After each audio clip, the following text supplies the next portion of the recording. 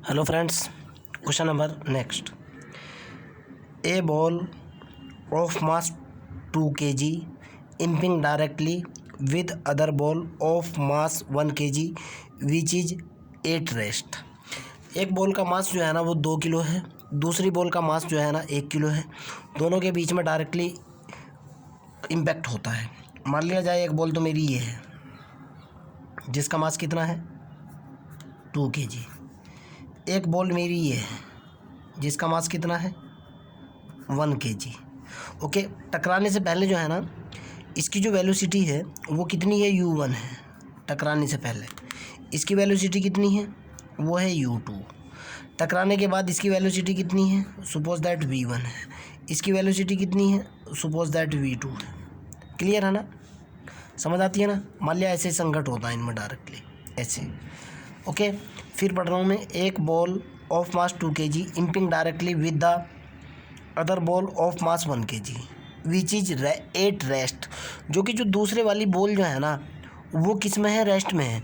यानी ये बॉल इसका तो इनिशियल वेलोसिटी है, लेकिन दूसरे वाली बॉल का जो इनिशियल वेलोसिटी है वो कितना है, 0 है, रेस्ट की पोजीशन में है।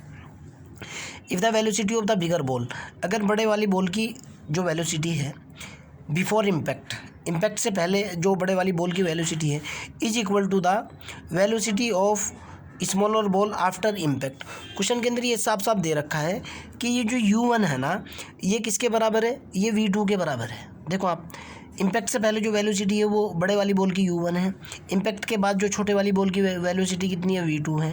क्वेश्चन के अंदर साफ साफ गिवन है, गिवन दैट, समझने की कोशिश करना आप, कि ये दे रखा है कि भाई यदि बड़ी बॉल का टकराने से पहले छोटी बॉल के टकराने के बाद के वेग आपस में बराबर हों।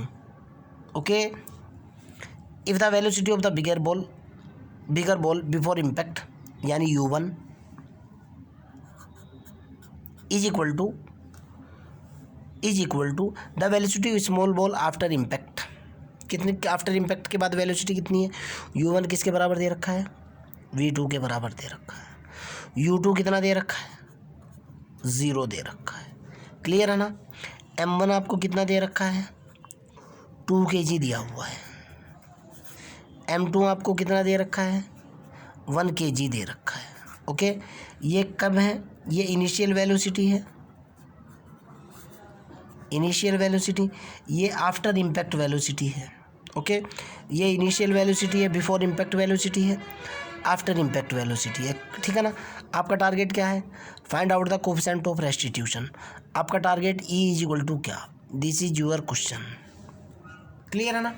थ्योरी लिखता हूँ, थोड़ी सी थ्योरी है, बताना तो पड़ेगा कि भाई क्या क्या है, कैसे कैसे है।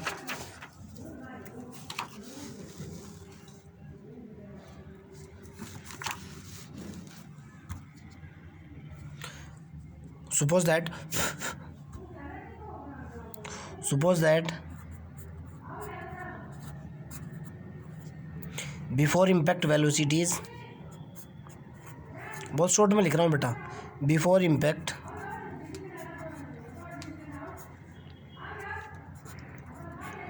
वेलोसिटी कितनी है भाई, u1 and u2, and after impact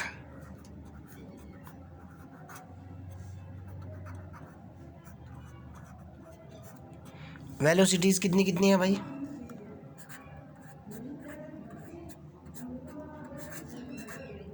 v1 and v2 of 2 given balls.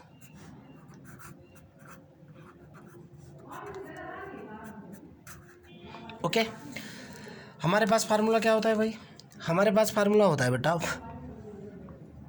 v2 is equal to होता है u2 m2 माइनस ई m1 plus m1 u1 1 plus के ई बटे m1 प्लस के m2। वैल्यू डालो, रिजल्ट निकालो। v2 u2 तो 0 दे रखा है, v2 की वैल्यू कुछ ना कुछ दे रखी होगी भाई।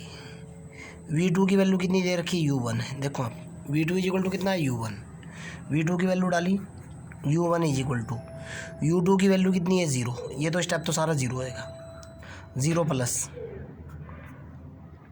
M1 की वैल्यू कितनी है भाई 2 kg, 2 kg, 2 into U1, 1 plus के कितना E बटे 1 और 2 कितना होएगा 2 प्लस के 1, 3 होएगा ना।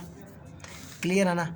मेरे ख्याल से तो यहाँ से निकल गया 3 U1 is equal to 2 U1, 1 plus के E, इससे ये कैंसिल, कितना निकल गया बेटा 3 बटे 2 इज इक्वल टू 1 प्लस के ई की वैल्यू निकाली।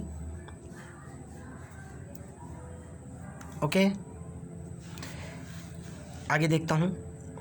यहाँ से मेरे पास जो निकल करके आया बेटा ई, अगर मैं इधर लाऊँ तो इधर जा करके माइनस हो जाएगा ये, तो ये निकला 3 बटे 2 माइनस के 1 इज इक्वल टू ई, तो 2 मैंने एलसीएम ले लिया, 3 माइनस के 2 बराबर ई, 3 में से 2 गया कितना बचा, ई बराबर निकल कर के आया 1 बटे 2। क्लियर है ना, समझ आ चुका क्वेश्चन। फिर भी अगर आपका कोई डाउट है, कोई प्रॉब्लम है, कमेंट बॉक्स के अंदर क्वेश्चन को डालिए, आई विल हेल्प यू। हाँ एक बात और भी है, मेरे चैनल के ऊपर फ्री ऑफ कॉस्ट कुछ भी नहीं है भाई, सीधा सीधा बोलता हूँ मैं तो, ये लेक्चर सीरीज सिर्फ उन लोगों के लिए जो पेड करते हैं, फ्री नहीं है तो नहीं है।